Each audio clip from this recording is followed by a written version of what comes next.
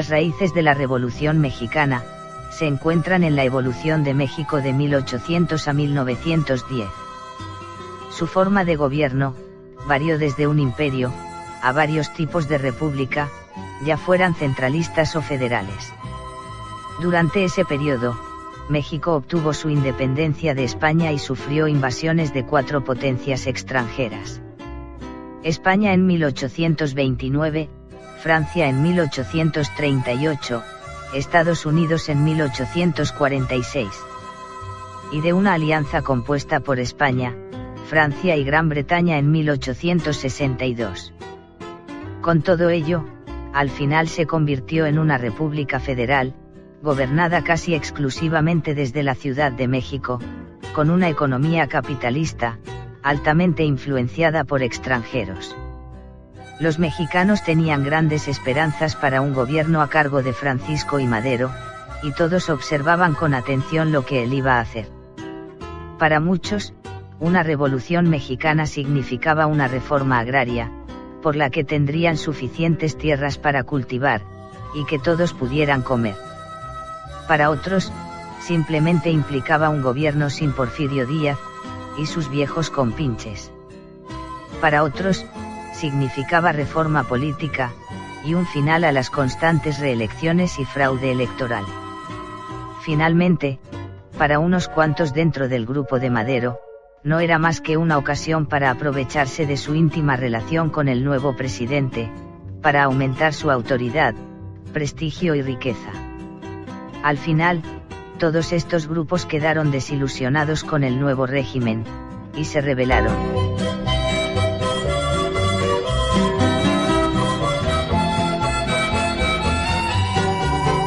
Cuando Victoriano Huerta comenzó su mandato como presidente de México en 1913, este confiaba que la comunidad internacional reconocería su gobierno.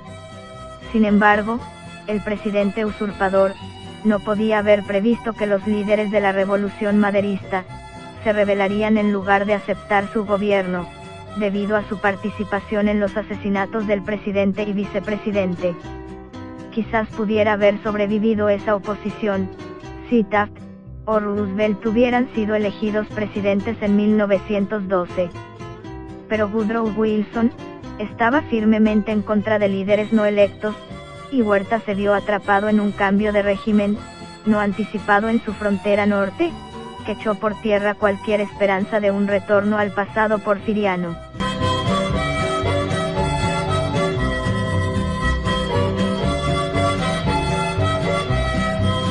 Parecía inevitable que una vez que Huerta abandonara la presidencia de México, las fuerzas que se habían unido contra él empezarían a luchar entre ellos. Carranza, como primer jefe, organizó una convención constitucional en Aguascalientes en 1914, pero luego rechazó sus resultados, mientras que Villa y Zapata lucharon por ella. Para ellos, el tema principal era la tierra y que los que la trabajaban tenían derecho a ella, ya fuera de manera individual o colectiva. La división ideológica entre varios líderes revolucionarios y Carranza y Eulalio Gutiérrez quedó claramente manifiesta después de la fuga de Victoriano Huerta al exilio. Mientras Villa favorecía reformas que incluían derechos laborales y la distribución de tierras, sus correligionarios tenían muchas veces otras políticas sociales en mente. Emiliano Zapata eligió ponerse del lado de Villa. Con las tropas de Zapata y su territorio, Villa se convirtió rápidamente en la pieza más importante en la revolución. Sin embargo, este poder regional combinado, y la influencia que ambos ejercían, no resultó en la creación de una agenda a nivel nacional. Los dos líderes revolucionarios no pensaban más allá de sus territorios, lo que hacía imposible que funcionaran como una unidad. Además, Villa era incapaz de abastecer a sus aliados con los materiales que necesitaban. Por lo tanto, la unión de los poderes convencionistas no duró mucho. Villa se sentía más a gusto en Chihuahua, e incluso luchar en el centro del país le resultaba difícil.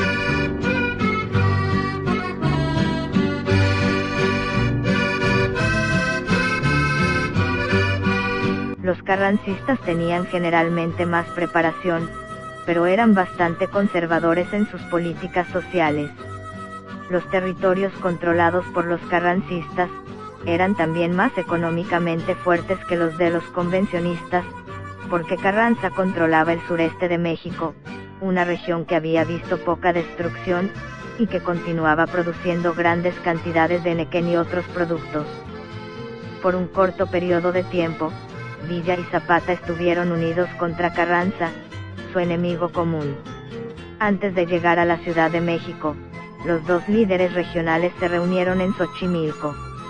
En esta reunión, Villa y Zapata, aunque no del todo unidos, expresaron su apoyo mutuo para la destrucción de Carranza. Después de llegar a la Ciudad de México, y de participar en las festividades, las fuerzas de Villa y Zapata ejecutaron a más de 100 hombres, en un periodo de 3 semanas, enviando un claro mensaje al público, de que los revolucionarios no estaban dispuestos a someterse al gobierno de Gutiérrez. Algunos de los ejecutados se habían beneficiado bajo Huerta, otros habían sido miembros del Ejército Federal, o habían sido vistos como traidores por los dos generales. Ejecuciones como estas fueron algo muy común en las postrimerías de la Revolución.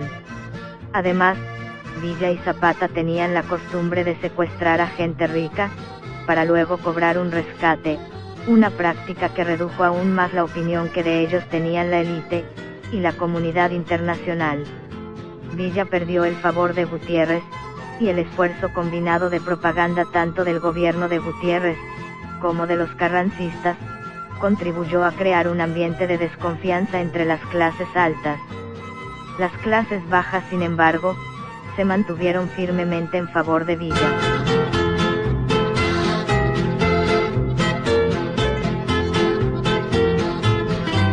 Por el contrario, la capacidad de Obregón para aprender de la guerra mundial, le permitió diezmar al ejército de Villa, en las batallas de Celaya y Agua Prieta. Las tácticas que Villa empleó mientras duró el conflicto, reflejaban su lealtad al norte de México, especialmente a Chihuahua. Sin embargo, muchas de las áreas estratégicas que Villa necesitaba para derrotar a los carrancistas, estaban muy lejos del norte. El hecho de que Villa no atacara los estados costeros del este, Veracruz y Tampico, o defendiera los estados del centro, Puebla y la Ciudad de México, y no mantuviera un sistema legítimo de gobierno convencionista, contribuyó a su derrota por las fuerzas de Carranza en enero de 1915. Antes de su derrota, Villa instaló a Roque González Garza como presidente, después del intento fallido de Eulalio Gutiérrez, de crear un gobierno por cuenta propia. Sin embargo, Garza fue incapaz de establecer una presidencia legítima, y por el contrario, fue un factor que contribuyó a la desintegración del poder político de Villa. En este momento de la revolución, el exceso de confianza de Villa quedó de manifiesto debido a sus éxitos militares, y a la inmensa popularidad que tenía con los pobres, por lo que llegó a creer que era capaz de mucho más de lo que realmente podía. Esta actitud tuvo resultados desastrosos en la batalla de Celaya, en la que Villa y sus tropas se enfrentaron directamente a Obregón. Este último tenía una clara ventaja, ya que tenía más material, más hombres, la ventaja de defender un terreno difícil, y tiempo suficiente para prepararse para el ataque.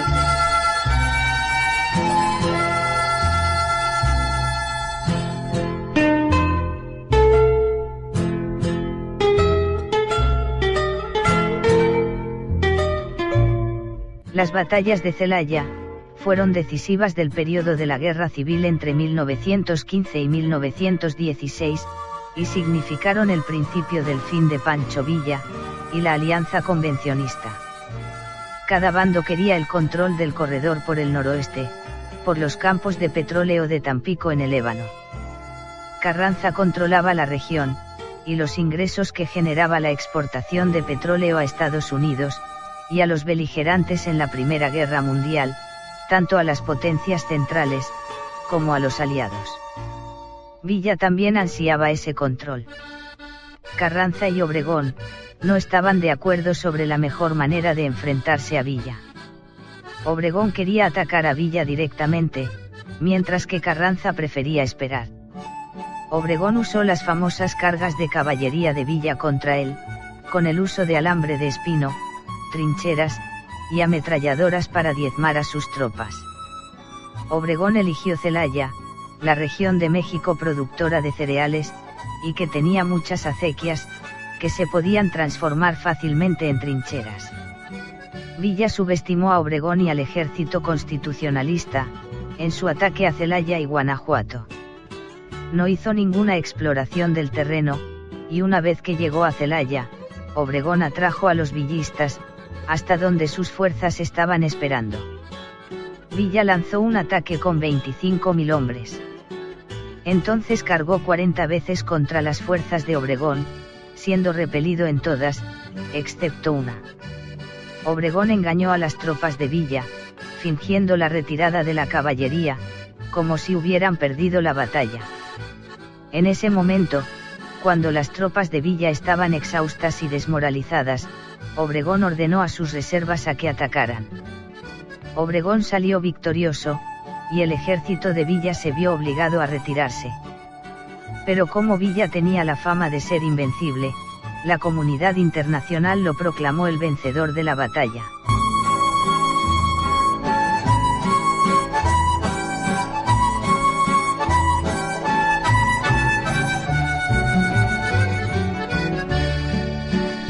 Villa lanzó un segundo ataque el 13 de abril.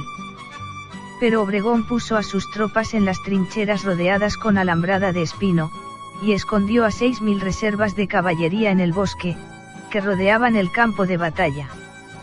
Una vez más, Villa ordenó un ataque frontal. Obregón cegó a las tropas de Villa con fuego de ametralladora. Fue la derrota más grande de toda la guerra. Obregón requisó 1.000 caballos y 5.000 rifles a las tropas de Villa, que sufrió aproximadamente 10.000 bajas entre muertos, heridos, prisioneros, y desertores. Por el contrario, los constitucionalistas sufrieron muchas menos bajas, y aproximadamente 922 muertos. Villa perdió su imagen de invencibilidad, pero no estaba totalmente derrotado, y se preparó para atacar de nuevo. Obregón fue declarado un héroe por el pueblo de Celaya por esta gran proeza, y como reconocimiento, se le concedió una medalla. Cuando Villa se replegó a una posición indefendible después de Celaya, Obregón lanzó un ataque que duró 50 días, culminando con el ataque de Villa, a la base de operaciones de Obregón en Santa Ana, y el consiguiente contraataque de los constitucionalistas. Entre el 1 y el 2 de junio de 1915, Villa atacó la base de Obregón por sorpresa. A pesar de que Obregón perdió su brazo derecho en la batalla, las fuerzas de Villa fueron derrotadas y forzadas a retirarse. Las tropas de Obregón ganaron finalmente la batalla el 5 de junio de 1915. Villa cambió de tácticas. Primero, cortó las líneas de comunicación entre Obregón y Carranza, y luego envió a uno de sus mejores generales, Rodolfo Fierro, para flanquear a Obregón. En respuesta, este dividió sus fuerzas para luchar en dos frentes contra Villa y contra Fierro. Obregón concentró sus fuerzas para derrotar al Fierro primero. Después de que este fue eliminado, Obregón desplegó sus fuerzas contra Villa, que se había retirado a Agua Prieta. Allí cogió a Villa totalmente desprevenido. Las patrullas de Obregón descubrieron que Villa tenía planeado atacar la posición constitucionalista durante la noche. Así, cuando el ejército de Villa atacó, Obregón simplemente iluminó el campo de batalla con reflectores, y cegó a sus tropas con un fuego constante de ametralladora. Para finales de septiembre de 1915, Obregón y el resto de los generales carrancistas habían diezmado a los ejércitos de Villa y Zapata, obligando a los rebeldes a refugiarse, convirtiéndolos en guerrillas. Ya no eran revolucionarios.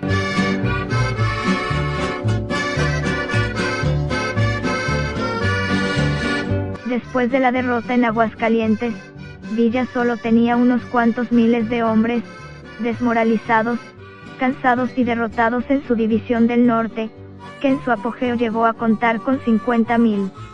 Villa los mantuvo unidos con su fuerte personalidad, para un último intento por derrotar a Carranza. Villa escogió Agua Prieta, una guarnición en la frontera de Chihuahua y Sonora. La guarnición estaba diseñada para cuartelar a 1.200 hombres. Sin embargo, los carrancistas tenían 3.000. Sin acceso a un ferrocarril, Villa condujo a sus tropas por el desierto de Chihuahua, cargando con todas sus provisiones, artillería y municiones. Cuando Villa finalmente llegó a la frontera un mes más tarde, descubrió que José María Maytorena, comandante de las fuerzas locales rebeldes y aliado suyo, había sido desplazado de su posición, disuelto su ejército y huido a Estados Unidos. Villa no tuvo otra alternativa que atacar la guarnición. Carranza envió más tropas para fortalecer la guarnición, unas cruzando desde el Océano Pacífico, y otras a través de Estados Unidos.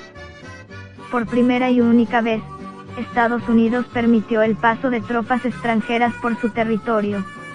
Villa no sabía de los 3.000 hombres adicionales que Carranza había enviado, ni que Obregón estaba a su mando.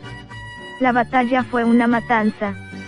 Villa planeó un ataque de caballería al oscurecer, pero sus oponentes pasaron la noche preparados en las trincheras.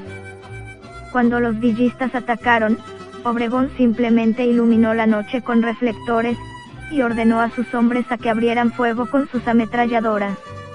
Acabaron con las tropas de Villa. La batalla había terminado en menos de 3 horas, y Villa había sido derrotado.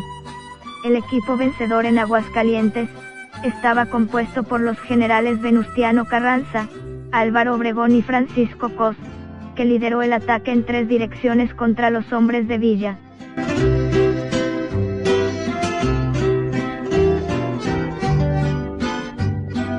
Las mujeres jugaron un papel prominente en la Revolución Mexicana. Fue algo común para ellas servir como soldaderas, cocinando, lavando y marchando junto a los hombres, a menudo llevando a los niños con ellas. También lucharon en los campos de batalla. Las mujeres aprovecharon al máximo su participación, para ganar más respeto y derechos en algunos estados, especialmente en Yucatán, donde organizaron el primer Congreso Feminista. Paradójicamente, fue en el norte donde fueron ignoradas. A finales de 1916, la posición de Carranza se había consolidado en casi todos los estados de México, a excepción de Chihuahua y Morelos. Había llegado la hora de legitimar la revolución, aprobar una nueva constitución y ser elegido presidente. Por lo tanto, en noviembre de 1916 invitó a la nueva clase política mexicana, la mayoría reformadores procedentes de la clase media, a una convención constitucional en Santiago de Querétaro, México. La Revolución Mexicana fue la chispa que precipitó la promulgación de la Constitución de 1917, en la que se incluían artículos sobre la separación Iglesia-Estado, soberanía nacional sobre el subsuelo, derechos propietarios de grupos comunitarios sobre sus tierras, el derecho de los trabajadores a organizarse e ir a la huelga, y muchas otras aspiraciones. Como la mayoría de las constituciones, fue una declaración de lo que los delegados querían para los mexicanos, y no lo que se podría llevar a cabo de manera inmediata. Para Obregón las reformas iban demasiado lentas bajo Carranza, se alzó en rebelión y poco después el presidente fue asesinado. El propio Obregón fue elegido presidente en 1920.